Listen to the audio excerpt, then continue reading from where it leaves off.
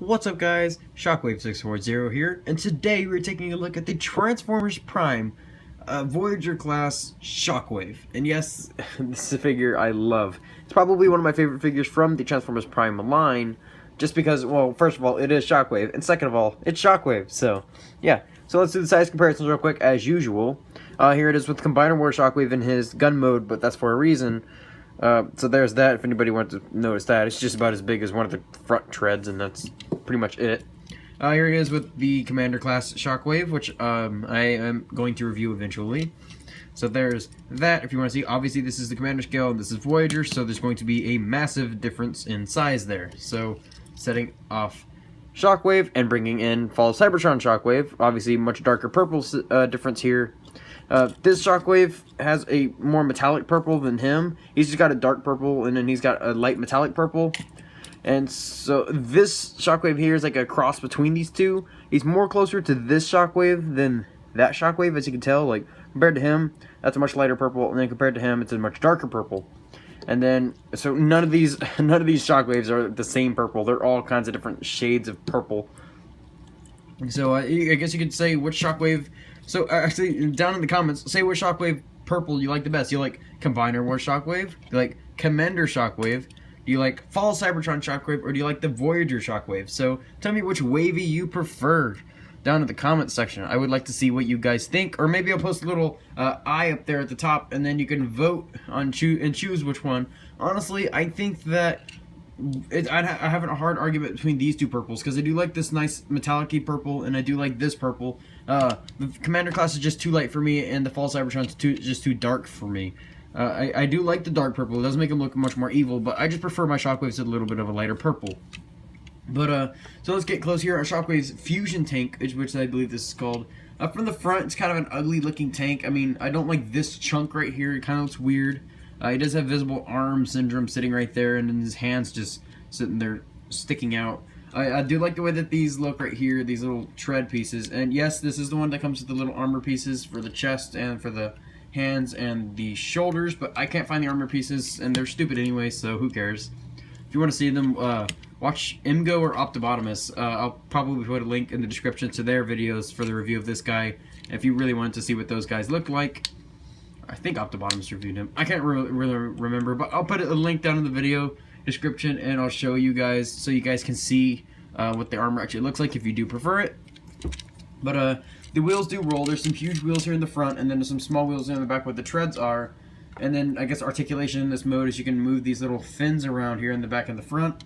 And that's really it. I mean, I guess technically you can adjust these, which are his knees, and you can kinda technically adjust those front sections, but it wouldn't do you any good. Oh yeah, and then these sections here you can adjust and position these how you want. I think the instructions told you to do it like that, but I prefer it like this to give it kind of a more profile shape. So it's just all preferencing. No, the cannon doesn't turn. If you want the cannon to be able to move, you have to unpeg it from there, and then you have to utilize the arm joint, and that just starts looking completely disfigured. So yeah. Actually, not clipping that in. Let's get down to the transformation. Pretty simple transformation. I do like it. You just simply, if you have that clipped in, you unclip it. It just clips into that square port right there using those two clips. You just fold that around, kind of just getting it out of the way. Bring up this chest section, which just slides into the backs of his thighs in those grooves using that weird shaped tab on either side. A little bit difficult getting it in there, but once you got it, it's pretty easy. And then you just arrange these and push them up. So basically you're just turning it, and then bringing it up on that slider there. And then you bring up this chest section, fold it down, and it just pushes and clips onto the chest.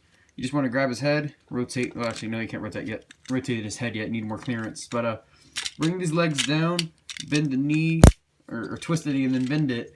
And do the same on this side, like so. Then you come here with his legs, push them, well don't try to rip them off. I keep doing that every single time. Hang on, sorry about this guys. I am always breaking things on camera. If anybody's noticed, every single time I do a review with something that's got parts that are detachable, I always end up breaking it.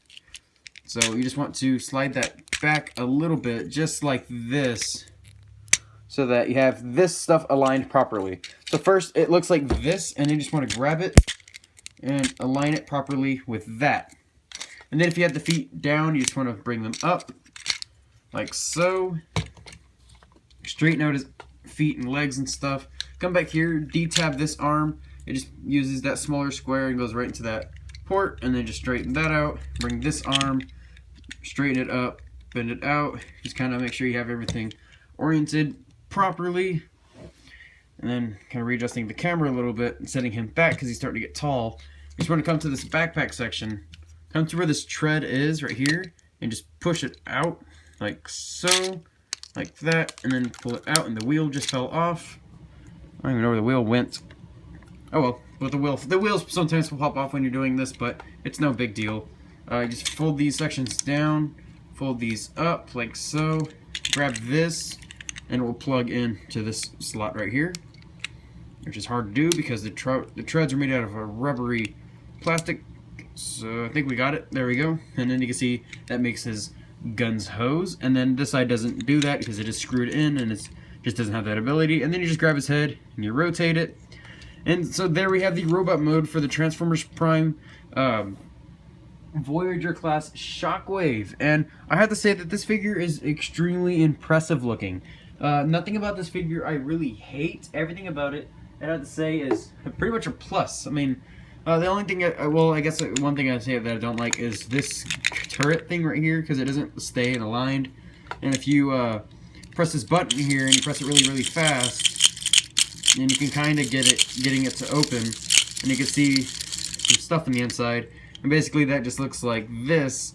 You can see like how it's got like a firing thing, and then when you're turning it, it's just these are spring loaded. And it's spinning so fast that it's forcing these to open every once in a while. So, yeah, you can just have them pointing that and it kind of does make it look like it lights up. It's not really lighting up, but that's just the amazing light piping going through. So you can just have him blasting Autobots into pieces. His cannon did not do that in the show, just to say. It just basically pointed it forward, and then he just shot a huge cannon beam out of it of death that probably would kill anybody in one shot. But who wouldn't that kill? I mean, honestly.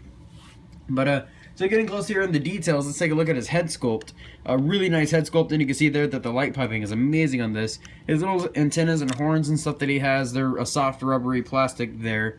If you look at the back of his head, he does have molded in that little spot where he plugs into the thing to the back of his head to hack into RC. Oops, spoilers. But these things down here, I don't like to keep up. I always just fold them down because it just looks better to me because they... oh, excuse me. Sorry about that.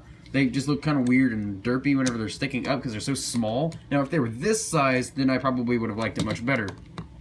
Another flaw with this, guys, he always wants to lean forward on mine. And then these things they're just so loose, they just constantly want to move around. So yeah. And, okay, moving on with their details. So yeah, you can see like his mouth kind of thing is molded in. Nice molded in detail there on the chest and on the shoulders. This waist here is some nice molded details. And on the legs, everything looks pretty much 100% screen accurate as far as I'm concerned. It's kind of ugly here with these like molded in serial numbers and stuff, and a little bit of hollowness here on the back of the legs, but still nice molded details. And you can see that spine there, and then these treads have nice molded details. And then taking a look at the cannon there, obviously this color brown is not the same as this color, but it's still pretty cool looking. And then you have the nice silver there. Just would have been cool if they painted it a little bit more. And then on the inside you just have gray plastic and clear red plastic.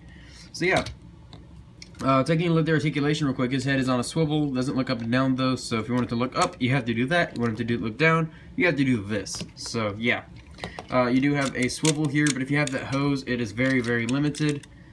And then you have a swivel right above the elbow for transformation. And you have a swivel there, right below the elbow, and then you have an elbow bend, which it's all pretty limited if you have that hose connected there. But I usually just have them posed like this anyways, so it doesn't really affect me. The arms do both go out, and then it has these little spring-loaded shoulder pads, so that can actually accommodate for that.